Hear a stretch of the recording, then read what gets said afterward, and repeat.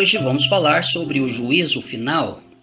Estudaremos aqui o capítulo 20 de Apocalipse, dos versículos 11 ao 15.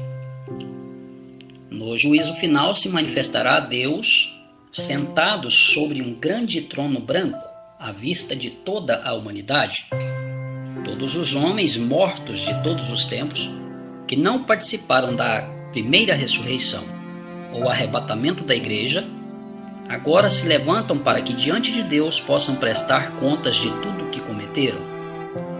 Juntos com esses, os mortos durante o reino milenar de Cristo. Pela ordem de Deus, os mares darão seus mortos, e a morte e o além entregarão os mortos que neles havia. Os que morreram nos mares, nos naufrágios dos grandes navios e embarcações, nas profundezas, os que estão nas sepulturas, os que o fogo consumiram, têm a responsabilidade de devolver em vida os seus mortos. Homens grandes e pequenos quanto à sua posição ou cargos que exerceram durante suas vidas por instituição do nosso próprio Senhor, serão agora julgados por todos os seus atos, segundo a reta justiça do nosso Deus Todo-Poderoso. Abrem-se agora livros que farão parte do julgamento.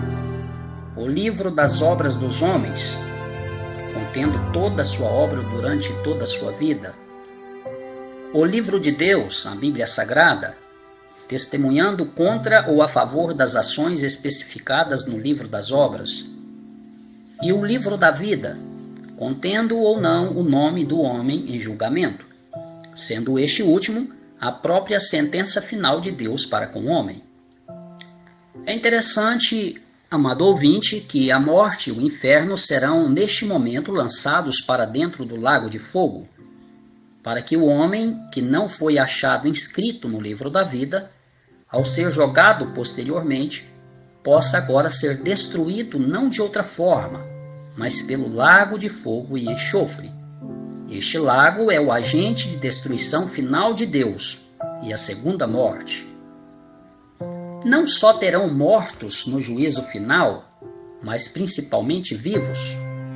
Evidentemente que a maioria dos vivos não morrerão durante o reino, até porque o homem terá longevidade, e isto nós já vimos.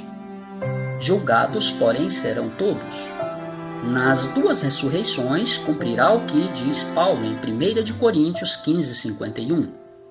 Eis que vos digo um mistério, nem todos dormiremos, mas transformados seremos todos. Nem todos os ressuscitados serão condenados. Preste atenção no que diz o versículo 15. E se alguém não foi achado inscrito no livro da vida, esse foi lançado para dentro do lago de fogo. Existe uma condicional se? Por quê? Porque durante o reino milenar o evangelho será pregado e abundância de salvação haverá, tendo a responsabilidade do evangelismo o próprio povo judeu. Lembra do que diz Mateus 24:14? E será pregado o evangelho do reino por todo o mundo para testemunho a todas as nações, então virá o fim. Veja também qual é este fim em 1 Coríntios 15:24, que diz: E então virá o fim, quando ele entregar o reino ao Deus e Pai, quando houver destruído todo o principado, bem como toda potestade e poder. Segue-se o juízo final, a própria destruição do diabo.